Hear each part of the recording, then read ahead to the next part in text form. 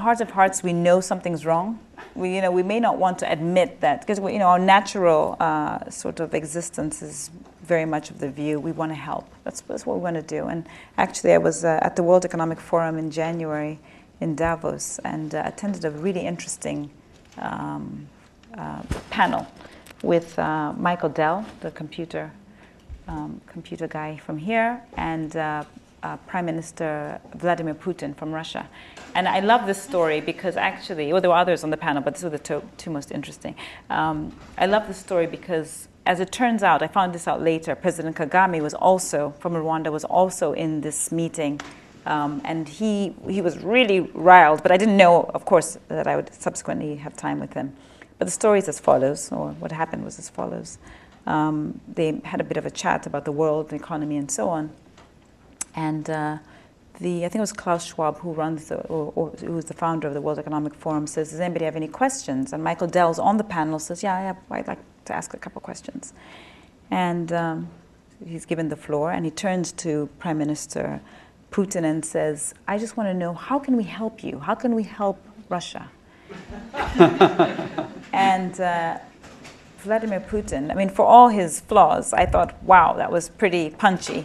He turned around and said, what is this obsession with help?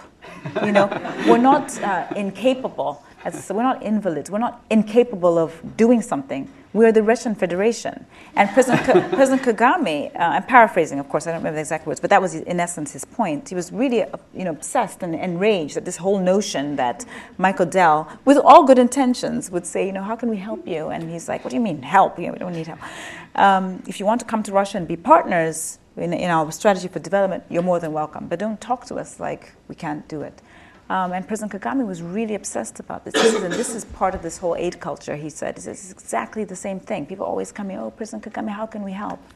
And he says, we need to turn the corner. And I think that's the kind of discussion we need to have, because I do think many people have good intentions. They do want to see Africa become an equal partner on the global stage, and for us to see Africans not viewed as a drag on the world economy, but contributors as productive contributors as scientists or lawyers, doctors, and teachers, and so on.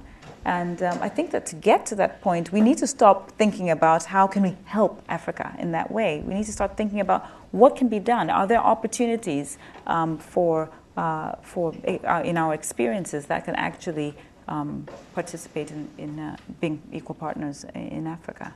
And I think that's really important.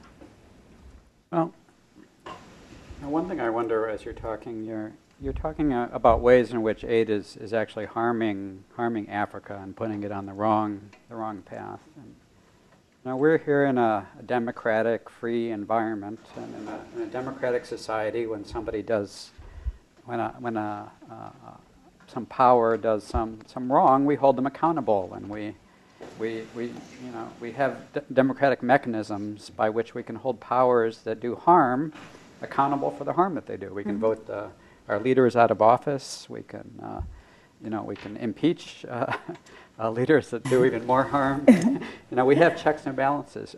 Who do you think we should be holding accountable for the harm that aid has done? Who do you think we should be holding accountable, and who should we be sort of, holding to account for this harm that's been done to Africa?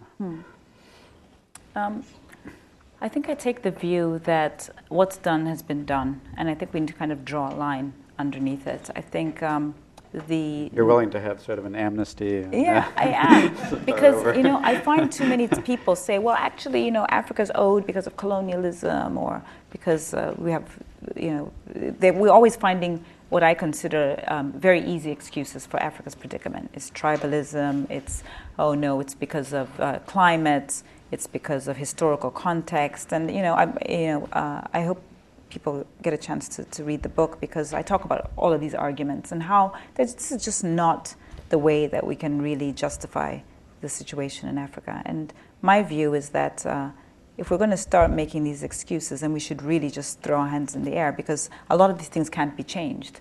My parents come from two different tribes, and the fact of the matter is, it's not like I can say, my father's Zulu, but you know what, this whole Zulu thing is not great, so I've decided as of tomorrow I'm going to be Kikuyu, and therefore it's better for society. It's not like that. It's always going to be like that. And so we need to move past these barriers, which I think are essentially artificial barriers. They're easy barriers. And it's not to dismiss the fact that there have been clashes that are based on ethnic divisions, but to focus on colonialism all these years later, when India was also colonized, and you never hear any Indians saying, oh, but we were colonized and therefore we need to get it. They've moved past it. And I think Africa needs to we do need an amnesty and to say, okay, listen, it's been bad. What are we going to do now? What is new? What can we do? Let's try and put these regional organizations together that are serious, not NAPAD and things that actually is just another group of people having a chat about Africa, but really meaningfully doing something about it.